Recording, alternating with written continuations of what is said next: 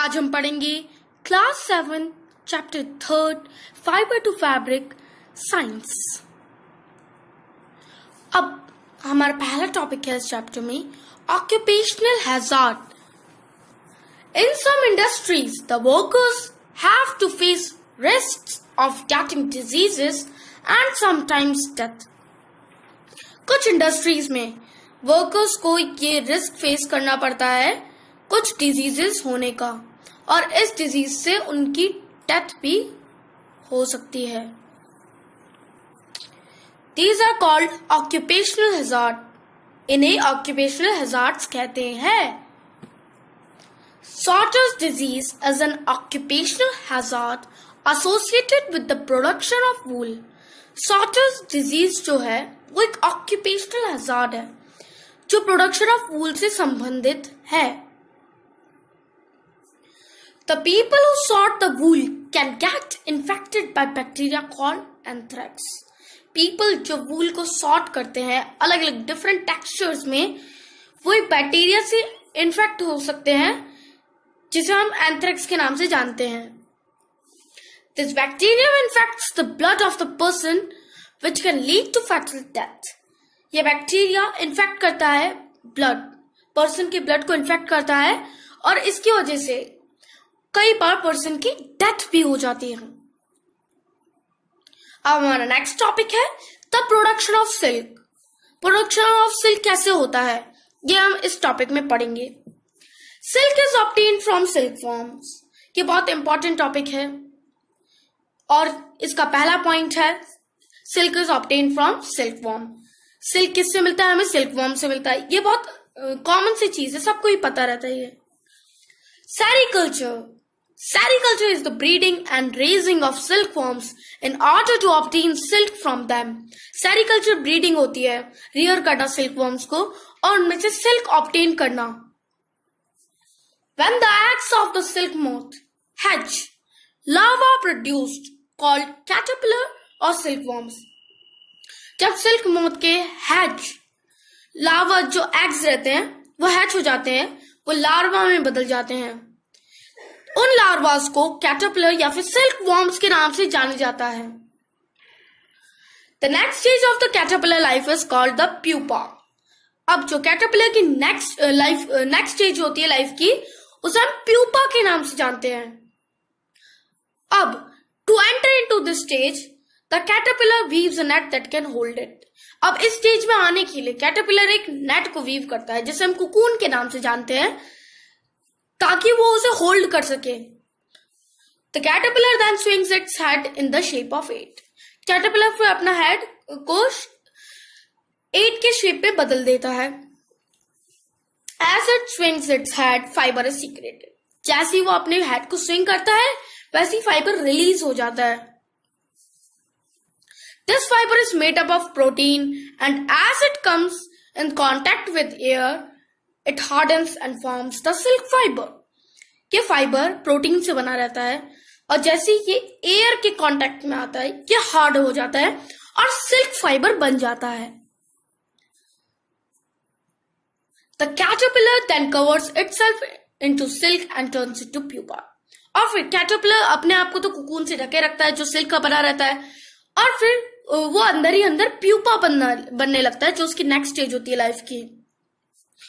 The covering of the caterpillar is called cocoon. जो covering होती है सिल्क की कवरिंग, उसे जो कैटरपिलर के बाहर होती है उसे कुकून के नाम से जाना जाता है। Then the caterpillar turns into a silk moth inside this covering. अब इस कवरिंग के अंदर कैटरपिलर सिल्क मोथ में बदल जाता है इस कवरिंग के अंदर।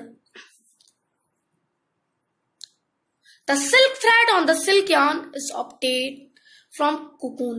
अब ये जो सिल्क यार्न हमें मिलता है वो कुकून से ही मिलता है। कुकून में जो छोटे छोटे सिल्क फाइबर होते हैं उन्हें जोड़ के सिल्क यार्न बनाए जाते हैं। Different types of silk are obtained because of the different types of silk moths. Different types of silk हमें ऑब्टेन होते हैं क्योंकि different types of silk moth होते हैं। हमारे उसमें कई सारे 4 प्रकार के होते हैं सिल्क मोथ्स।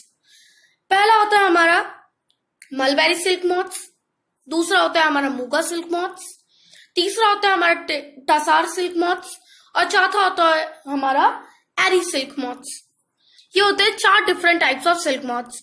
ये अलग अलग टाइप के सिल्क देते हैं, तो अलग टाइप के हमें सिल्क ऑब्टेन होते हैं। इनमें से सबसे कॉमन जो है वो है mulberry silk moth. The mulberry silk moth is the most common kind of the silk moth that produces soft, elastic and shining silk. अब मलबेरी सिल्क मॉथ जो रहता है वो सबसे common kind of silk moth है। इनमें से वो सॉफ्ट, इलास्टिक रहता है और शाइनिंग सिल्क रहता है, उसमें बहुत चमक रहती है। अब अगर हम देखें इनकी लाइफ साइकिल कुछ इस प्रकार होती है। सबसे पहले अडल्ट मोथ होते हैं, फिर उसके बाद फीमेल मोथ, कई सारे, एक फीमेल मोथ एक बार में 100 एग्स दे सकती है, तो फिर कई सारे एग्स ले करते हैं। उसके बाद ये एग्स लार्वा में कन्वर्ट होते हैं। लार्वा कम से कम 3 से 4 हफ्ते तक मलबेरी लीव्स में फीड होते हैं। फिर उसके बाद वो कुकून बनाते हैं अपने हेड को स्विंग करके, और फिर उसके बाद वो अंदर ही अंदर प्यूपा बनने लग जाते हैं।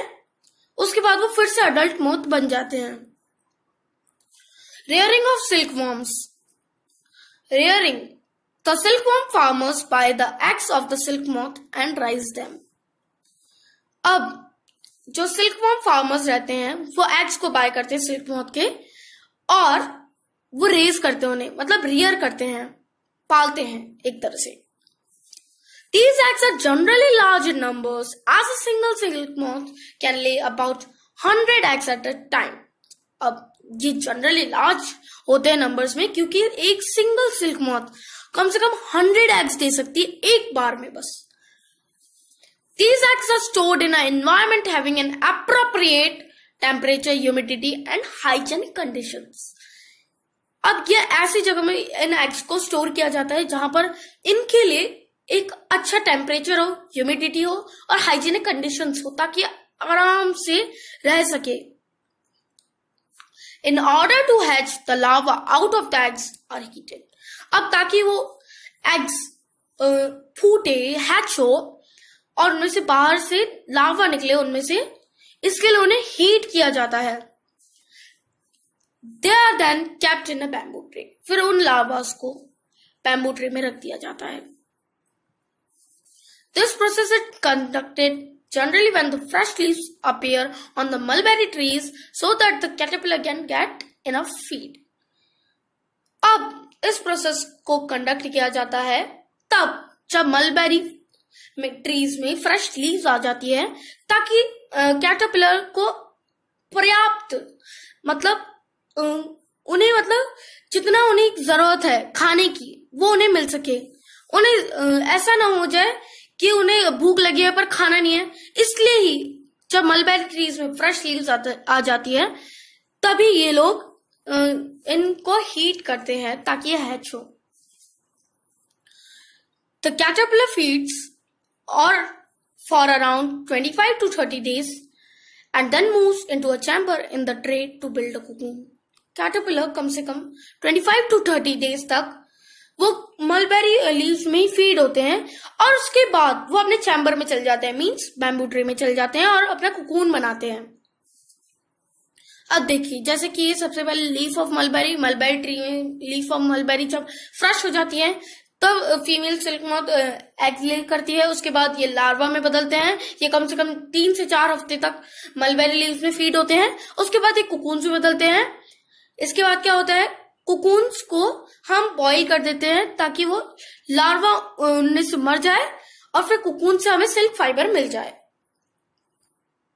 Processing of silk. Firstly, as the cocoons are acquired, they are kept under the sun और boiled so that the silk fibres can separate out of from that.